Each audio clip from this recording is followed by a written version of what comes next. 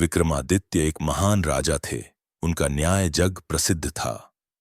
उनके बारे में प्रचलित था कि कुछ भी हो जाए, पर वह अपने न्याय पर अडिग रहते थे। एक बार धर्म और लक्ष्मी में बहस हो गई। धर्म बोले कि मैं बड़ा हूं और लक्ष्मी बोली कि मैं बड़ी हूं। दोनों स्वर्ग के राजा इंद्र के पास गए। इंद्र ने पूछा, आप दोनों आज अचानक मेरे पास कैसे आए हो? तब धर्म और लक्ष्मी ने अपनी बात इंद्र के सामने रखी। लक्ष्मी ने कहा, देवराज, मैं सबसे बड़ी हूं, क्योंकि बिना लक्ष्मी के जीवन का कोई मूल्य नहीं होता। धर्म ने कहा कि यह देवेंद्र, बिना धर्म के भी जीवन का कोई औचित्य नहीं रहता।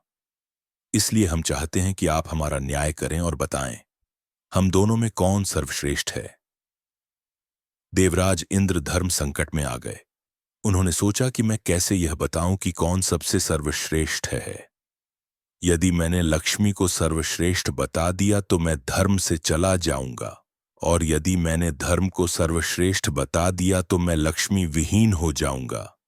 उन्होंने बहुत सोचा, पर कुछ हल उनके दिमाग में नहीं आया।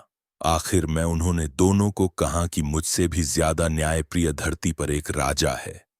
उसका नाम विक्रमादित्य है। आप दोनों उसके पास जाओ और उससे अपना न्याय करवाओ। वह आप दोनों का न्याय बड़ी सरलता से कर देगा। लक्ष्मी और धर्म दोनों पृथ्वी लोक पर आ गए। दोनों राजा विक्रमादित्य के पास पहुंचे और बोले, हे राजन, आप हमारा न्याय करें। राजा विक्रमादित्य बोले, ठीक है, पहले आप दोनों अपना अपना किस्सा मुझे सुनाओ, फिर मैं दोनों का किस्सा सुनकर यह बताने में समर्थ हो जाऊंगा कि कौन आप दोनों में सर्वश्रेष्ठ कौन है। लक्ष्मी और धर्म ने अपनी अपनी बात राजा विक्रमादित्य के सामने रखी। लक्ष्मी बोली कि हे राजन, यदि मनुष्य के पास मैं ना रहूं तो उसका जीवन अर्थहीन हो जाएगा, इसलिए मैं खुद को बड़ी बता रही हूं। तभी धर्म बोला, हे राजन, बिना लक्ष्मी के तो जीवन चल सकता है, पर धर्महीन होने के बाद मनुष्य के जीवन का अर्थ समाप्त हो जाएगा। इसलिए हे राजन, आप हम दोनों का न्याय करें और बताएं कि हम दोनों में कौन श्रेष्ठ है। राजा विक्रमादित्य बहुत विद्वान थे। वह समझ गए कि यह एक अत्यंत कठिन न्याय है। यदि मैंने लक्ष्मी को बड़ा बता दिया तो मैं धर्म से विरक्त हो जाऊंगा, और यदि मैंने धर्म को बड़ा बता दिया तो लक्ष्मी मुझसे रूष्ट हो जाएंगी। उन्होंने कुछ देर तक सोचा और निर्णय लिया कि यदि धर्म चला गया तो समझो सब कुछ चला जाएगा। इसीलिए मैं धर्म को ही सर्वश्रेष्ठ बताऊंगा। आखिर में उन्होंने दोनों को कहा कि मेरे ज्ञान के अनुसार धर्म ही सबसे महान है। धर्म के बिना जीवन का कोई भी अर्थ नहीं रह जाता। लक्ष्मी एक बार ना भी रही तो भी काम चल जाएगा।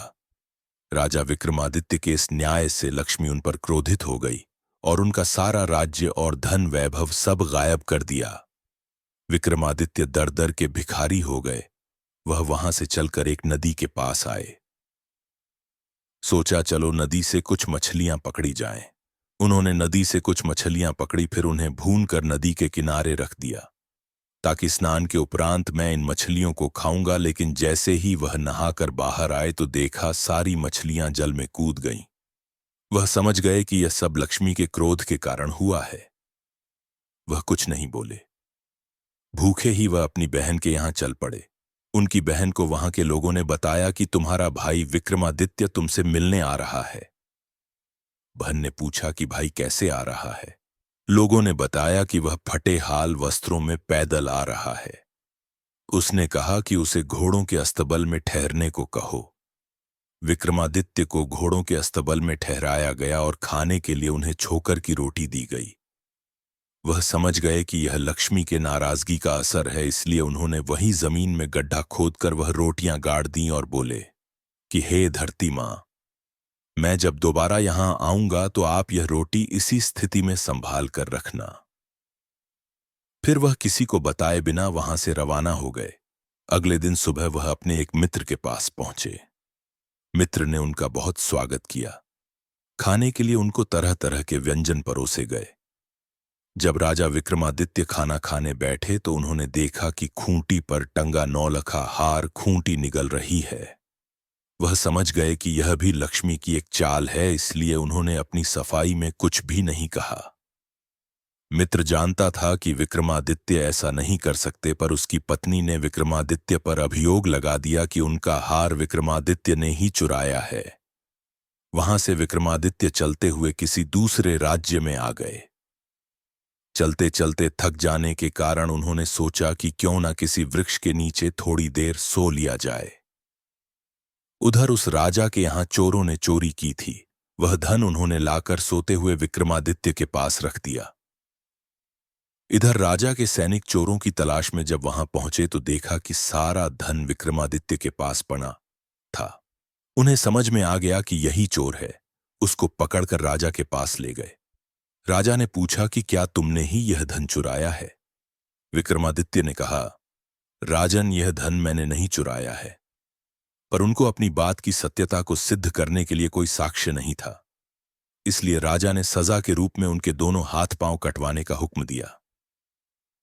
सैनिकों ने उनके दोनों हाथ पांव काट दिए और बाजार के बीचों बीच उन्हें फेंक दिया। साथ ही उनके पास एक जूता रख दिया गया और वहां लिख दिया कि जो भी उधर से गुजरे उन्हें 5 जूता अवश्य मारे। जो भी राही वहां से गुजरता उन्हें 5 जूते अवश्य मारता। एक बार उस राज्य का एक तेल निकालने वाला तेली उस राह से गुजरा जहां पर राजा विक्रमादित्य घायल अवस्था में पड़े थे।